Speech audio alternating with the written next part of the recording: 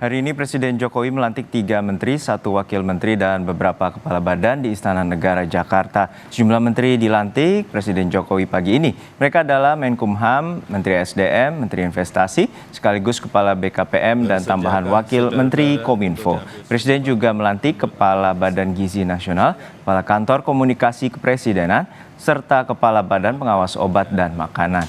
Pangkatan menteri, wakil menteri, dan kepala badan diperlukan untuk mempersiapkan dan mendukung transisi pemerintahan agar berjalan dengan baik, lancar, dan efektif. Supratman Andi Aktas dilantik Presiden Jokowi sebagai Menkumham yang baru menggantikan Yasona Lauli. Supratman merupakan anggota DPR tahun 2016-2024 dari Partai Gerindra. Selanjutnya, Bahlil Lahadalia dilantik sebagai Menteri ESDM menggantikan Arifin Tasrif. Sebelumnya, Bahlil merupakan Menteri Investasi sekaligus Kepala BKPM 2021-2024. Bahlil digadang-gadangkan sebagai calon Ketua Umum Partai Golkar. Selanjutnya ada Rosan Perkasa Ruslani yang dilantik sebagai Menteri Investasi sekaligus Kepala BKPM. Menggantikan Bahlil Lahadalia. Rosan sebelumnya menjabat sebagai Wakil Menteri BUMN 2023-2024. Rosan juga merupakan Ketua Tim Kampanye Nasional Prabowo Gibran di Pilpres 2024. Presiden Joko Widodo juga melantik tambahan Wakil Menteri Komunikasi dan Informatika Angga Raka Prabowo. Angga Raka merupakan Wakil Sekjen Partai Gerindra dan pernah menjadi Ketua Bidang Komunikasi atau Direktur Media Kampanye TKN Prabowo Gibran. Selain Menteri dan Wakil Menteri, Presiden juga melantik Kepala Badan Gizi, Kepala Badan Komunikasi Presiden, dan Kepala BPOM. Taruna Ikrar, Kepala BPOM RI, riwayat atau karir Wakil Ketua Pengurus Besar IDI 2000 dan 2003, spesialis laboratorium spesialis di Departemen Anatomi dan Neurobiologi Universitas California. Informasi terkini kita segera bergabung dengan jurnalis Kompas TV Cindy Permadi di Istana Negara Jakarta. Cindy, hingga saat ini bagaimana proses dari reshuffle dan juga apa alasan dari Presiden melakukan reshuffle menteri di 2 bulan terakhir masa jabatannya?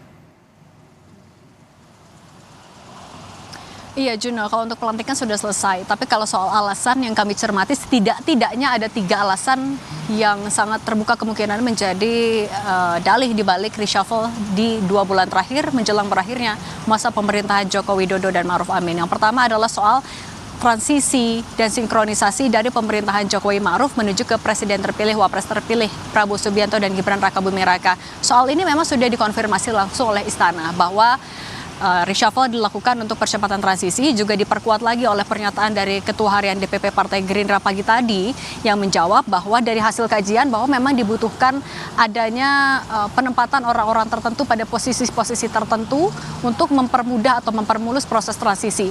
Tujuannya adalah agar ketika nanti setelah dilantik pada 20 Oktober 2024, Prabowo Subianto dan Gibran Rakabuming Raka, pemerintahannya bisa langsung berjalan karena sudah ada transisi yang dilakukan sejak 2 bulan atau bisa jadi 3 bulan sebelumnya, mengingat bulan lalu juga dari reshuffle yang juga dilakukan oleh Presiden Joko Widodo dengan menempatkan 2 orang dekat Prabowo, yakni Thomas Jiwandono dan di posisi Wamenkyu dan juga Sudaryono di posisi Wamentan. Nah, kalau kita lihat soal transisi ini juga disampaikan juga oleh Menko Perekonomian Erlangga Hartarto bahwa kata kuncinya adalah soal keberlanjutan. Bagaimana menjaga keberlanjutan antara pemerintahan saat ini dan juga pemerintahan yang akan datang.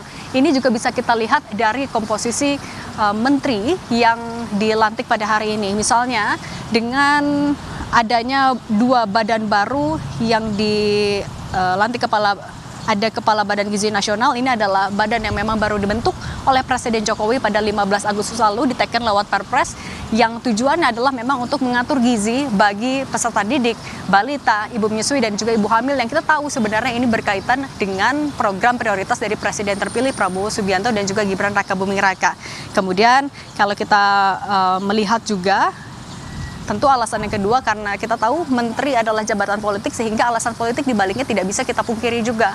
Ini bisa kita lihat juga tadi dengan dimasukkannya orang-orang terdekat dari Prabowo Subianto maupun juga Joko Widodo di baliknya. Misalnya dengan menempatkan Supratman Andi Aktas menggantikan Menkumham Yasona Lawli yang kita tahu adalah kader PDIP. Meskipun sebenarnya dari PDIP bilang kalau hubungannya baik-baik saja dengan Presiden Joko Widodo, tapi dengan adanya reshuffle kali ini artinya mengurangi jatah menteri dari PDIP. Meskipun sampai saat ini jatah menteri dari Partai Demokrasi Indonesia Perjuangan tetap paling banyak di Kabinet Indonesia Maju, tapi juga menambah politisi dari kalangan Partai Gerindra.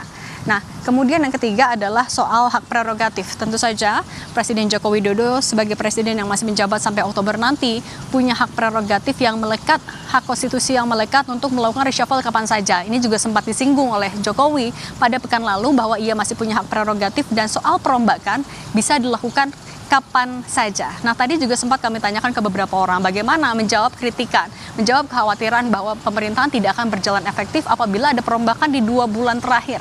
Tapi ini dibantah misalnya oleh Dasko. Tadi ia bilang kalau justru perombakan di 2 bulan terakhir ini dibutuhkan, ditaruh di pos-pos yang strategis yang terkait dengan program dari pemerintah terpilih ke depan, sehingga ya tadi agar nantinya ketika sudah dilantik pemerintahan ke depan bisa berjalan secara lebih efektif dan langsung pada saat itu juga.